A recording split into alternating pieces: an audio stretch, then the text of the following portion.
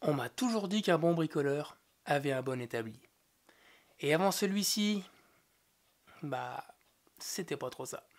Donc actuellement, voilà ce que j'appelle mon établi et ça va pas. C'est pas un établi ça, c'est un casier, une armoire sur lequel est montée une planche. Une planche qui bouge. NANI? お前はもう死んでいる。 Ça va pas. Donc, sans plus tarder, on est parti pour la fabrication de cette merveille. Allons-y. Alors sur internet, c'est pas ce qui manque. Hein. Les mecs, ils vous font des chefs-d'œuvre. Ils vous sortent de l'acacia du Brésil à 9000 € le mètre cube, 70 heures de travail. Ici, non, non, non. On va faire un établi simple, fonctionnel. お前はもう死んでいる。 Du moins, on va essayer. Avec que de la planche de récup, du bois de palette, que de la récup. Et on va essayer de faire un truc accessible à tous. Bon, et tu sais quoi? Je vais faire un dessin, ce sera plus simple. Ensuite, il faut qu'on fasse des roues. On va mettre des jantes à bâton. Ça, c'est pas possible. C'est pas possible.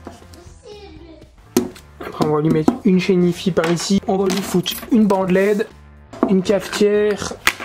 Et puis là, juste on mettra des pneus. Il dit, mais vous fumez, monsieur? Si jamais on va dehors. Il y a une hernie là.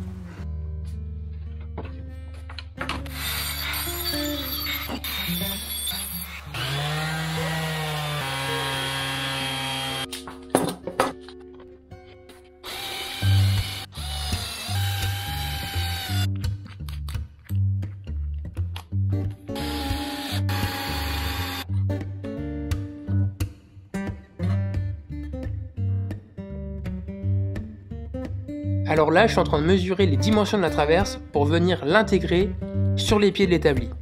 J'aurais pu la mettre en applique et venir la visser directement sur les pieds, ce qui n'est pas la solution la meilleure. En fait, j'ai décidé de faire une entaille pour pouvoir venir vraiment l'intégrer. Ça va permettre de gagner en force, en rigidité, et ça, c'est quand même un point super important pour un établi.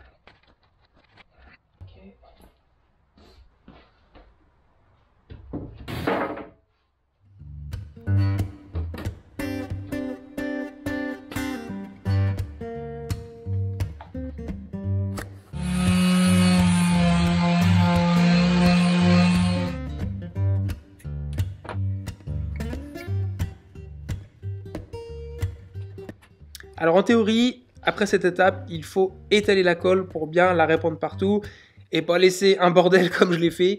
Je vais me faire défoncer dans les commentaires. Oh peu cher ce guignol, il a pas étalé la colle.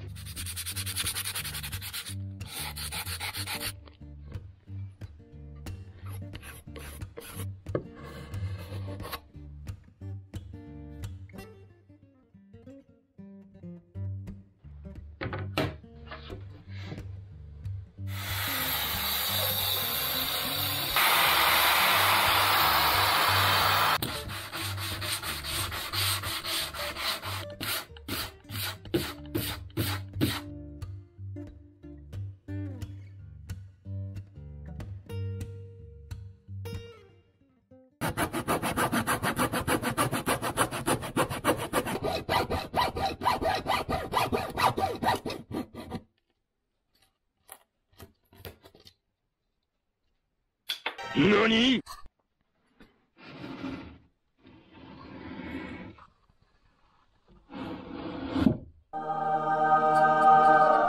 Alors, la planche que je viens de couper ici, je vais la mettre ici pour couper mon établi en deux.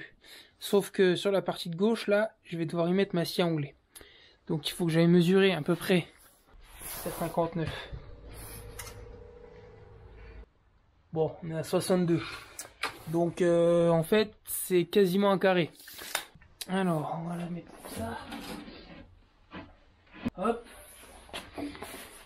J'ai combien là? Là j'ai 70. 70 c'est pas mal parce que du coup, là je vais pouvoir y mettre un tiroir. Donc c'est quand même mieux d'avoir un grand tiroir que de mettre ici là où je dois avoir 40. Donc c'est mieux d'avoir un grand tiroir ici. Et là je vais faire des étagères pour ranger mon bordel. Là il y aura la scie à onglet. Et là un tiroir.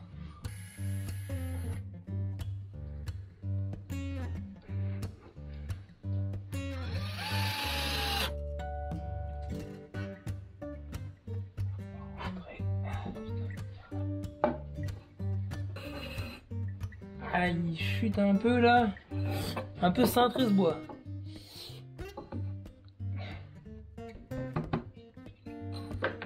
Ok.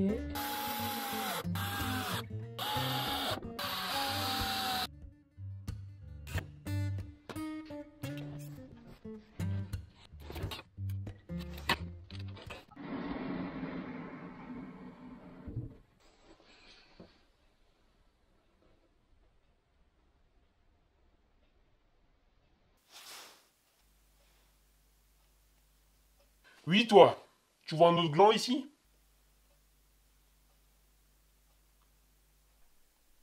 Pourquoi une coupe de merde comme ça? J'ai pris la cote hein, avec le la lame de la scie hein, qui est trop grosse. La lame de la scie.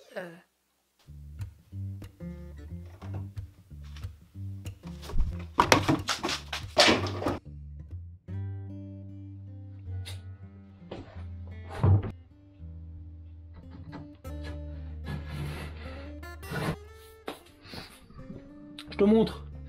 Je fais mon repère pour que quand je place tout ça, tout soit d'équerre et tout soit aligné. Je suis toujours sur le trait. C'est bon. Alors là j'aime pas parce que je visse mais je sais pas si je tombe pile dans le centre du flanc de mon panneau. Mais oui, c'est clair. Oh, nickel.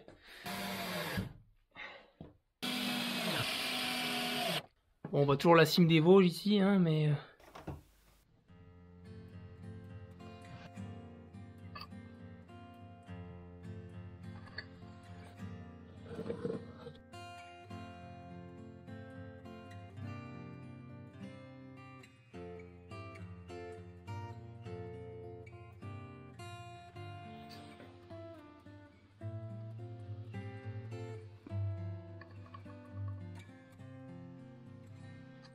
C'est compact. Ah, bah, c'est tout simplement une hallucination collective.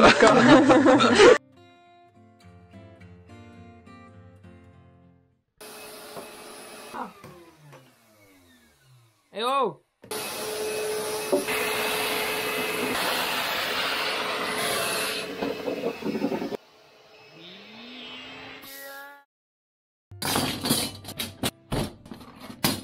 Bon, en petit, un peu grand.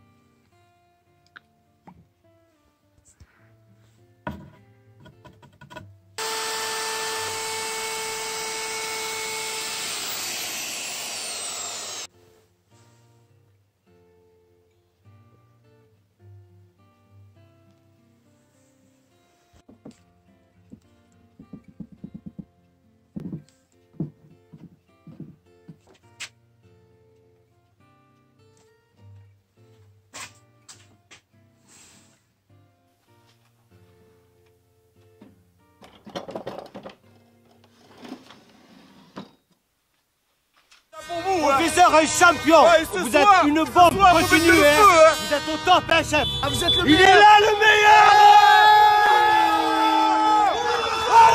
il roule un tester. Il roule pas un Mercedes, celui, hein. Roulette. Faut des vis. Roue. Et une perceuse.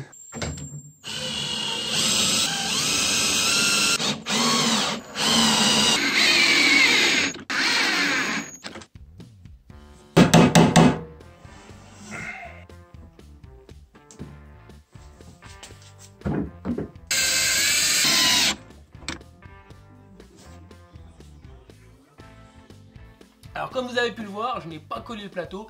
Alors c'est volontaire parce que j'estime que c'est une pièce qui peut quand même prendre pas mal de coups, de jetons et s'abîmer.